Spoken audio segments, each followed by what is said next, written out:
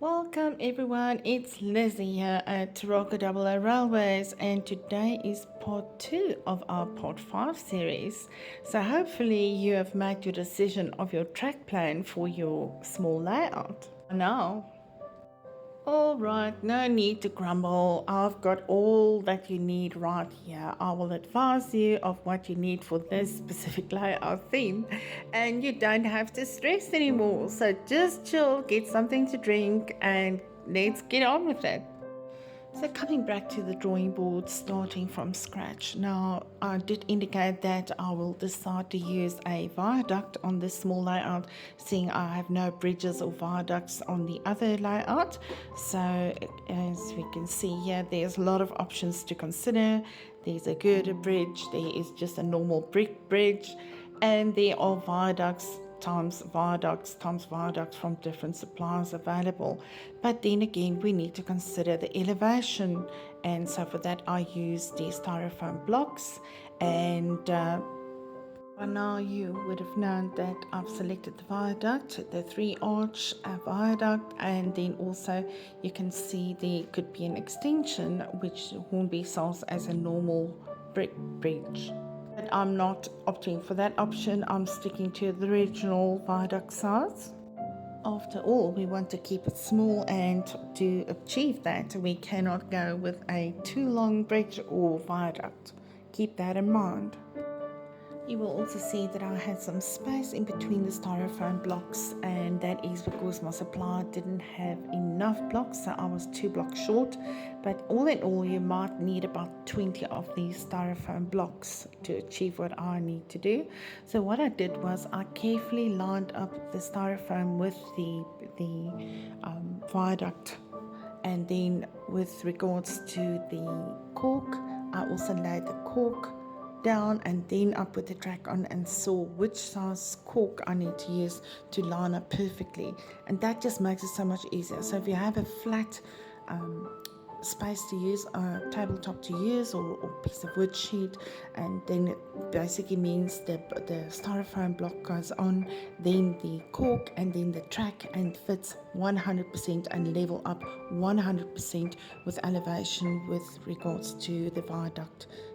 So for that I had to improvise, and that is something we have to do a lot of times in this hobby. And then for the gaps, there's an easy solution. You can just cover it up with plaster of Paris or any material you'd like to use to create the scenics eventually. But we'll get there eventually, so don't saddle up the horses yet. One thing about the gaps between the blocks is that eventually it will assist us when we have to put down our scenics and of our hillside, and I'll explain to you when we get there eventually. And also one thing to remember, it helps with cost that I've got a little gap in between. And number 2, the other benefit is the board will be lighter naturally. So once we lined up the blocks and the viaduct correctly, we can actually glue them down, and it's very important to use a styrofoam friendly glue, and you do get those glues that are safe for all types like styrofoam, plastic, wood, and so much more. So once we've finished gluing down the blocks, we can actually start doing the cork. And for the cork, we're also going to glue it down once we are happy with the current position with the tracks and the layout. And you'll see that I left a lot of space on the inner side on the blocks, and that is done intentionally because our scenics is going to meet up on that side. But yes, more on that a bit later. So everything is done with a plan, yeah. Okay, so again, coming back to the cork, so I improvise. I use old cork that I had spare, even if you have pieces, because remember, once you lay down the track on the cork, it doesn't have to be perfect. Well, in my opinion, it doesn't have to be perfect. It all depends on you, and we're doing this on a cost saving, but also trying to do it right. I understand that, but you are not really going to see the cork in the middle. You're going to have your ballast there anyways. So that's just how I chose to do it. But if you want to be a perfectionist, you can go and buy a whole new sheet of cork for that, and yes, and then you can obviously lay that down.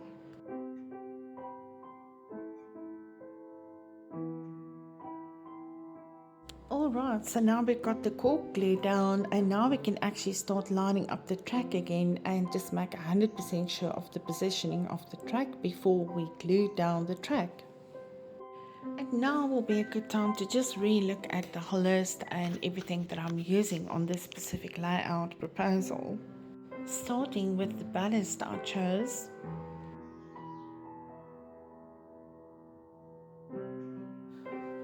So ballasting the whole track for this layout, you might need about 12 to 14 bags of ballasting, depending on your need as you go along. And in South African rands, that will work out to close to 700 or 800 rands in South African rands value. But you can also go for the 99 rand South African rand value special mystery bag.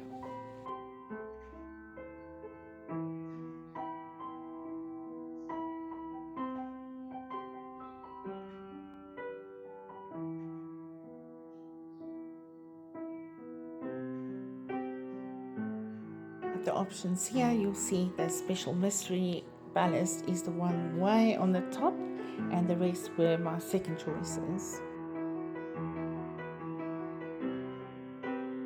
So Lizzie, what is this special ballast? Well, it's easy. It's swimming pool filter sand.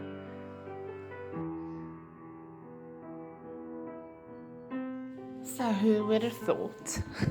But yes, definitely a cost-saving option to consider. Choice is still yours. And then of course the styrofoam blocks would work out to a quantity of about 36 blocks, 118 South African rands, and in pounds, only 5 pounds, 5.32 pounds. And coming to our wood base, the wood sheet, that would come to South African rand value of 1,500, which boils down to plus minus 67.62 pounds.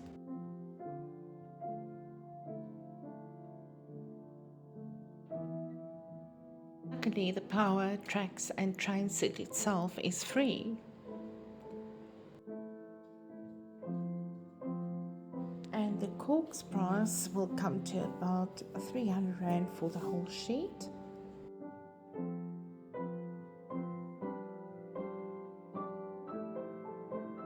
In optional, you can choose for your scenics, or to close down gaps you can use a roll of plaster of Paris, which is in South African rand 79 rand, which comes to 3.52 pounds about. And the glue price will be roughly about the same, about 3.52 pounds. Then some orchard substrate, wood bark that you can use, and that will be free because you can grab it anywhere in the garden.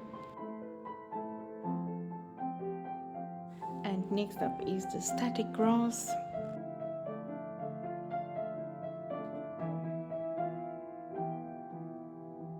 Followed by the olive green bushes.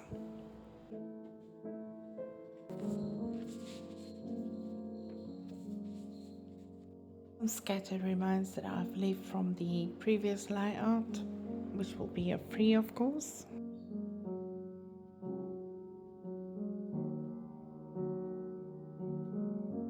And next up is the old rag, or the old piece of material that we can use, and the rougher it is, the better for what we want to create.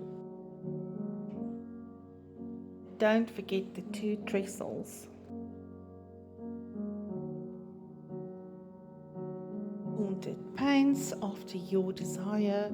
I've got like a forest green, a dark brown, dark blue, and also ocean deep blue, as well as a khaki muddy color. And don't forget the tissue paper to create water. And last but not least, we need the viaduct itself.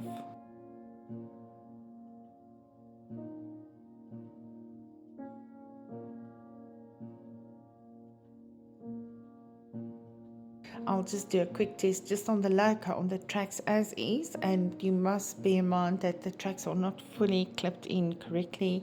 There's some space between the fissures on the fish plate between the tracks, and that I've also done intentionally. So let's have a look at the test for now, and so that we can see if the loco goes over the viaduct on track, and if that's going to be a nightmare, and if the loco derails. Because one thing I've learned about this BACHMANN little loco is that the wheels, the pony wheels, they actually do jump off if there's issues. So let's see if there are any issues.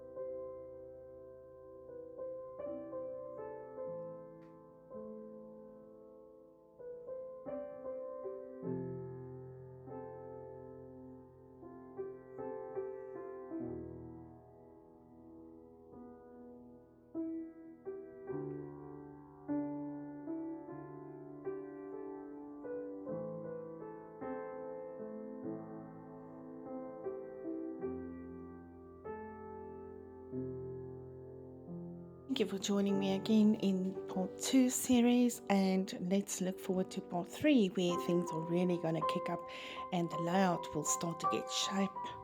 My best regards, Elizabeth.